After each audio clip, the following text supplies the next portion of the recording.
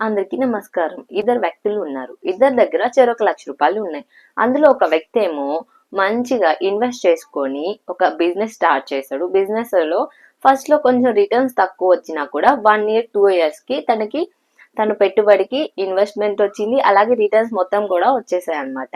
అదే సమయంలో ఇంకొక వ్యక్తి తొందరగా రిటర్న్స్ రావాలని చెప్పి ఒక బెట్టింగ్ యాప్‌లో అయితే తన దాని దగ్గర ఉన్న మనీ మొత్తం కూడా పెట్టేస్తాడు. ఆ సమయంలో తన దగ్గర ఉన్న డబ్బులు పోతాయి, వచ్చిన డబ్బులు పోతాయి, మొత్తం పోయి జీరో అవుతాడు. సో ఇక్కడ మోరల్ ఏంటంటే ఎవరికి డబ్బులు తొందరగా రావాలి, కష్టపడుకున్నానని ఈజీ మనీ కోసం ఎప్పుడైతే చూస్తుంటారో వాళ్ళకైతే ఉన్నది మొత్తం ఎంప్టీ అయిపోయి లాస్ట్ కి వేరే వాళ్ళ దగ్గర అప్పు తీసుకుని మరీ ఇన్వెస్ట్ చేసే పరిస్థితికి వస్తారు.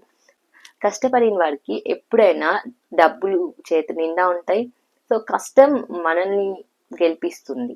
సో ఎవరు కూడా బెట్టింగ్ యాప్స్ని ప్రమోట్ చేయకండి, బెట్టింగ్స్లో డబ్బులు పెట్టకండి. ఒకసారి మీరు బెట్టింగ్ యాప్కి కానీ అలవాటు అయితే ఆటోమేటిక్గా మీ ఆస్తులన్నీ అమ్ముకొని మరీ పెడతారు, కానీ దాంట్లో ఒక్క రూపాయి కూడా మనకి రాదు. ఎందుకంటే బెట్టింగ్లో ఎప్పుడు కూడా ఒక 10 మెంబర్స్ కలిసి పెడతారు. ఆ కష్టం మొత్తం ఒకరికి రావాలంటే ఎవరికి అంతమంది కష్టం వాళ్ళ ఏడ్పులు కూడా ఒకరి దగ్గర ఎప్పటికీ ఉండవు.